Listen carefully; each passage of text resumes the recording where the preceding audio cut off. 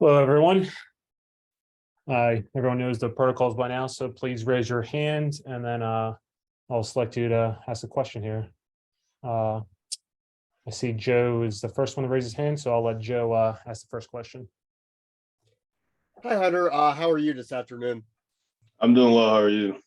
Doing all right. Thanks. Thanks for the time. So, what was your Saturday like coming in, not expected to start, then landing goes down in warmups and you get to start and you're out there. And then once the game began, how do you think you did? Um, I was very prepared going into the game. I think every single offensive lineman that traveled was just as prepared as I was. The coaches really put emphasis on that because at all times you're kind of just one play away from going in there and playing. So I was fine. Like I felt prepared when they told me what the deal was. And as like with regards to how I played, in my opinion, you can always do better. And I think it was a great learning experience for me. And then going back and film on Sunday, and there's definitely things I get to work on this week that I can focus on. So We'll go Tyler next here. Hey, Hunter, good afternoon. Hope you're doing well. Curious what the game action in September did to kind of get your feet underneath you for that moment last Saturday, making the move up a level in college football. What did all those snaps in September do for you, getting ready if you have to play even more against Minnesota as well? Obviously it's helpful just getting snaps, getting experience for any position. And the competition in our conference is great. So especially early on with Purdue, that's where we started. Just getting snaps, getting experience, kind of getting used to the speed of the game, really prepared me. Also competing with the guys on our team who are all really talented, really quick, really fast, really big and strong. That also got me really prepared for Saturday. So. All right, Donnie, go ahead. Hey, Hunter. Coach mentioned after the game about needing to get bigger on both sides of the ball. And I'm wondering from an offensive lineman's perspective, because I'd imagine there's some challenges to blocking bigger guys that are obvious, and there's some challenges to blocking smaller, faster guys that are obvious. How do you, I don't want to say which would you rather face, but what are some of those challenges for you guys as an offensive lineman when you see these guys are a little bit smaller across the board, but quicker, and a little bit bigger across the board and stronger? Obviously your technique changes just in general. When you have a guy that's 340 pounds, we're trying to get double teams, just trying to move them off the ball way more, especially in the run game. When you have dudes that are smaller and quicker, you just have to be more careful, especially in pass protection, because they have that twitch, they can get around pretty well. But they do a good job preparing us for both of those situations here. So. All right, Andrew, you can go next. Hey, Hunter. I know you've heard 101 things about the whiteouts. How juiced are you for that atmosphere Saturday night? I'm really excited. I don't think that, definitely the energy just adds to the overall environment. But, we're preparing just like it's, I guess, any other game. But, it's just kind of a cool experience. You get to be a part of it. I'm really grateful for the opportunity to even be here and get to do that, because that's one of the top 3 things in college football that you always see when it's talking about things to see. So I'm really excited. It's gonna be really cool. All right, Nate, you can go next. Hunter, you spent all that time at right tackle at Cornell. I'm just curious how you feel like you've acclimated to moving inside a little bit to guard. It was definitely an adjustment. I think it was a bigger adjustment than I was expecting, but the tools that Coach Troutwine and all the other coaches provided for me, in camp, they got me ready for it. It's just everything happens really fast and way quicker. And obviously you're dealing with bigger guys in general, and also you're moving up to Big Ten from an FCS conference. So that was a challenge. But the coaching staff did a really great job, all throughout camp, getting me ready, and adjusting me. So I think it's gone well. Steph, go ahead. This is a follow-up from Donnie's question, but what's the difference in size between the D linemen you typically faced at Cornell, now at Penn State? I mean, it's different. I mean, I love my old teammates there.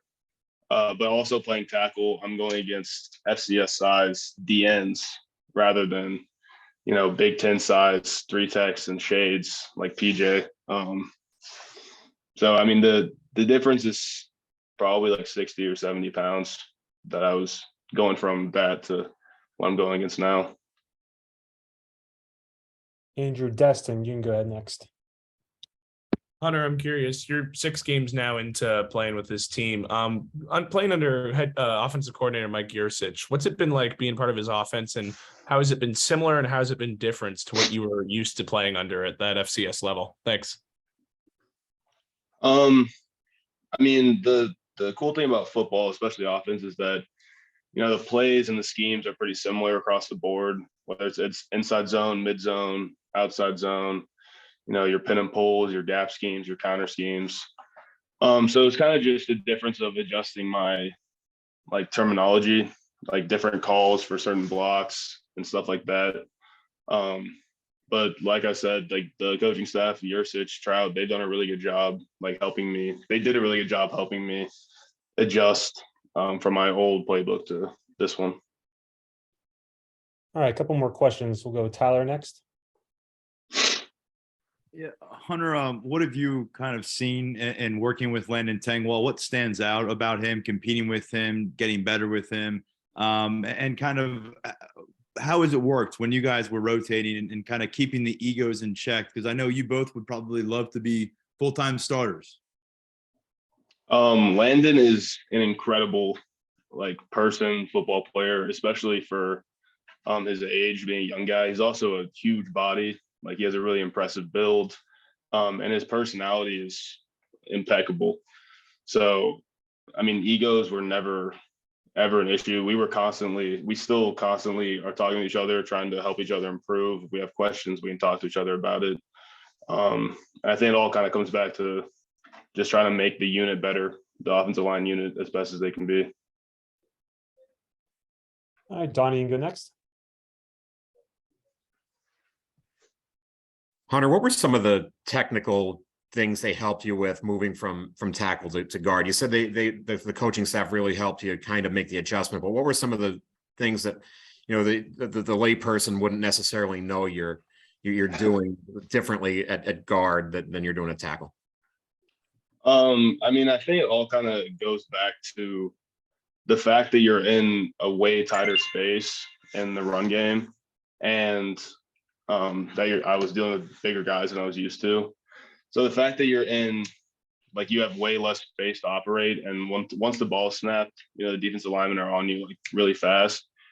They just help me work on my hands and my feet, getting them in the ground faster, getting my hands inside in the right position so I can have a better leverage on the defensive lineman.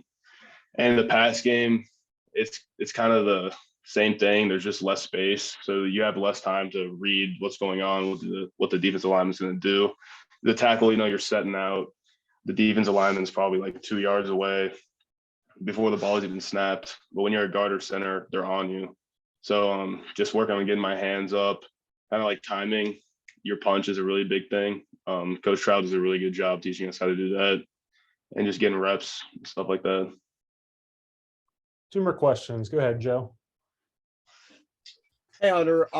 So real quick to follow up on my last one, roughly how long was it before kickoff that he found out you were going to start against Michigan? And also a different question. I asked Barney this a few weeks ago, another guy that played at an FCS school for 4 years. Was there a specific moment for you when you realized that going to Penn State was going to be kind of a different animal than what you were used to at Cornell? So to answer your first question, I'm not really sure, but I mean, it could have been, even if it was a minute before kickoff, I think I would have been prepared because the coaches kind of gave me those tools. And so, but I don't really remember, to be honest with you. And then your second question, I can't remember a specific moment where I was oh, this is different.